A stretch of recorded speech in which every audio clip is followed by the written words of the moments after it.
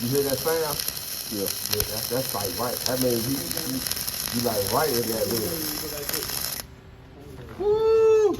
That sounded good. You heard how? Because that's how I can tell that you hit that travel. You hit that travel right on the teeth. What up, fam? Let it cool down a little bit. He's gonna break down this other one. Look at that. He knocking it down. So they're working on Flux-core welding 045 wire. We're using 7525 gas. He's got about 25 volts and 280 on the amps.